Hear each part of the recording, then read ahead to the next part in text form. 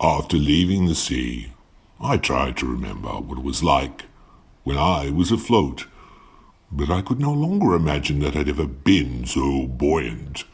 I sank inside. Without the water surrounding me, it's impossibly hard to float. To feel so deflated from not being hydrated was unanticipated. So in my mind would not imagine me adrift. But surely we should be able to carry such a fabled ability wherever we go. I try again, concentrating this time on the times I'd swum with ease. I'm naturally wet, love getting splashed, only sometimes dry and crusty. It's a fact. 65% of me is water. Another fact, in fact, is that liquid water is hard to find.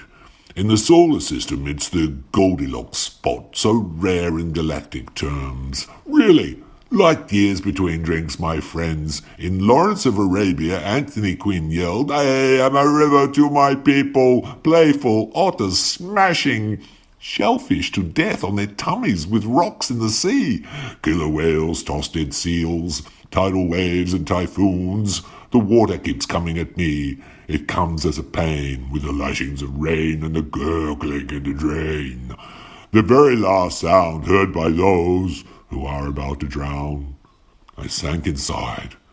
But I know the water is denser than I, and that I should float.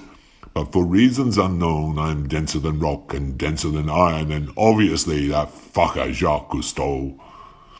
I see a cork, and it feels good to know how easily cork can float. Oh, cork, you float so easy. The twisty top floats it not, but you simple bobbing cork. Do you think and then sink? No, you float, oh, you float, while I think and sink. So, for once and for all, till I'm wrapped in a shawl, let life force cork this pork. I return to the shoreline and wait for the tide to come and dampen my ankles. The feelings I felt at my failure to float are now just a little damp. Just a feeling. I can feel now, feeling discreetly, and then somehow dissolves completely. A crab looks up and wonders if I'm about to eat it. It doesn't move, so I won't either. 'Cause if I move, it will assume it has to run away. But if I'm still, I simply will disappear.